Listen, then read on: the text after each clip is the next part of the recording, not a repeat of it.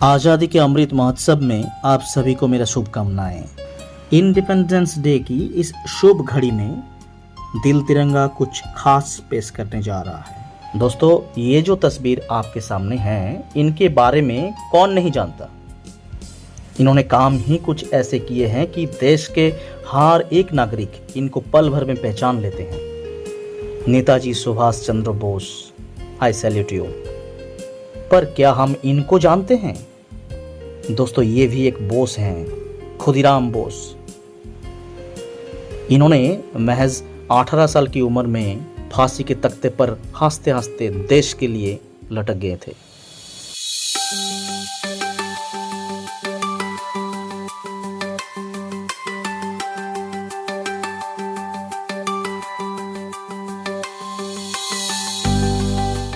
Third दिसंबर 1889 को पश्चिम बंगाल के मिदनापुर जिले के एक छोटा सा कस्बा मोहबानी में जन्म लिए थे खुदीराम बोस।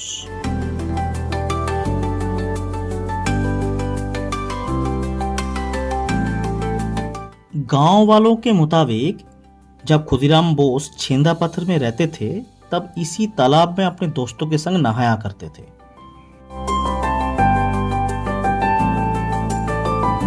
अब इस बात की सच्चाई को पता लगाना आज की डेट में मुश्किल है।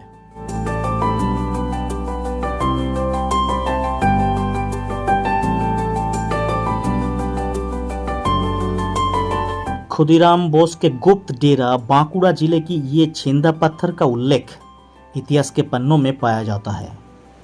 बारीकुल झिली मिली के पास साल, पलास, महुआ के जंगल से घिरा हुआ छोटा सा जगह, जो एक समय खुदीराम बोस के बॉम्ब बांधना, उसकी ट्रेनिंग और उसकी तैयारी के मेन अड्डा हुआ करता था, वो ये छेंदा पत्थर ही था।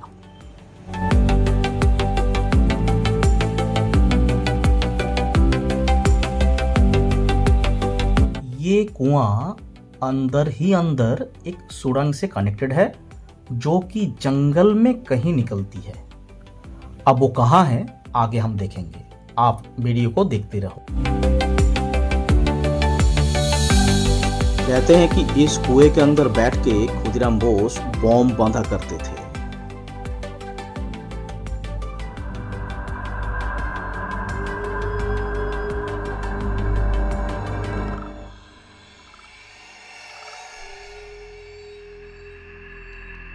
इसी छेंदा पत्थर जंगल में ही खुदीराम बोस अंग्रेजों के आंखों में धूल झोंक के कुछ दिन छुपे हुए थे।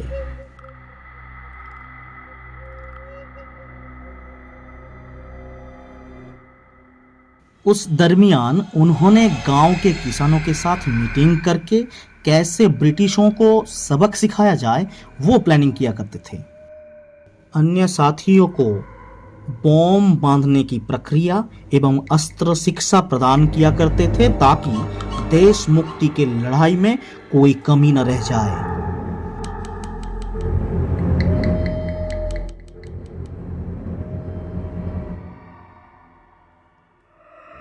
और उनकी इस काम में खाना, अस्त्र और आर्थिक सहायता प्रदान किया करते थे यहाँ का अंबिका नगर के राजा रायचरण दाईवल्लभ।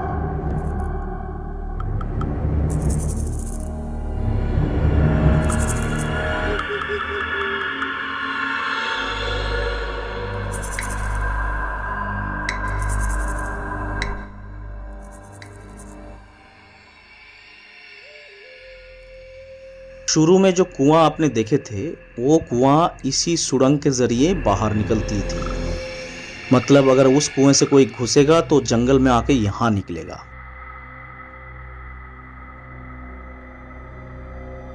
खुदीराम बोस और उनके साथियों इस सुरंग का इस्तेमाल किया करते थे अंग्रेजों से अपने आप को बचाने के लिए।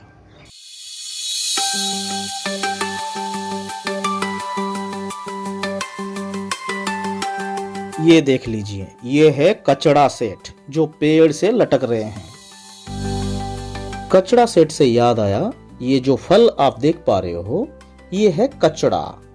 मीन्स महुआ और महूल जो फूल होता है, उसके बाद ये फल आता है, उसको कचड़ा बोलते हैं। इस फल के बीज से भी तेल बनता है। ये कचड़ा अपने आप में एक सब्जी के रूप में भी लोगों ने यहाँ खाते हैं। इस पेड़ का फूल जिसको आप महल या महुआ बोलते हैं, उससे बनती है दारू। और उसके बाद ये जो फल है इसको बोलते हैं कचड़ा। तो इसको तो सब्जी के रूप में खाया जाता ही है। इसके जो बीज होते हैं उससे भी तेल निकलता है। तो देख रहे हो कितना यूजफुल पेड़ है ये दोस्तों। यही है वो महुल पेड़। अच्छा ये बताइए अब ये कौन सी पेड़ है? ये है दोस्तों केंद या केंदू पेड़। इसमें ये फल होता है, देखिए इसको केंद या केंदू बोलते हैं। इसके अंदर 1 या 2 या 4 बीज भी होते हैं। ये बहुत ही ज़्यादा डिलीशियस होते हैं खाने में।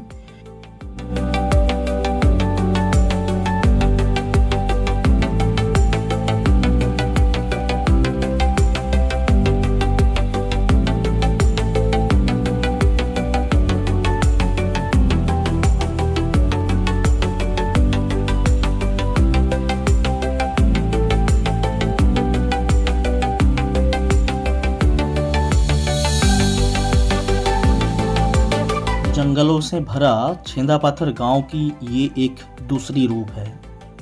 जंगल महल की इस क्षेत्र में खनिज पदार्थ भारी मात्रा में उपलब्ध है, इसकी जानकारी बड़े बड़े कंपनियों को रहती थी। खास करके जिप्सम नामक खनिज पदार्थ की ज्यादा मौजूदगी इस जगह में दिखाई देती है। जिप्सम वो खनिज पदार्थ है जो कि प्लास्टर ऑफ पेरिस और सीमेंट बनाने में इस्तेमाल होती है।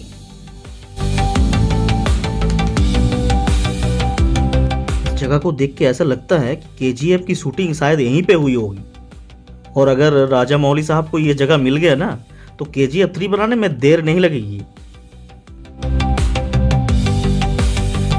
किसान भाई लोग किसी तरह ऐसे छोटे मोटे पानी के सोर्स को इस्तेमाल करके अपना खेती बाड़ी चलाया करते हैं। पहाड़ी और प्रतिकूल मिट्टी के कारण यहाँ तरबूज खीरा की खेती छोड़ के कुछ और हमें नजर आया ही नहीं।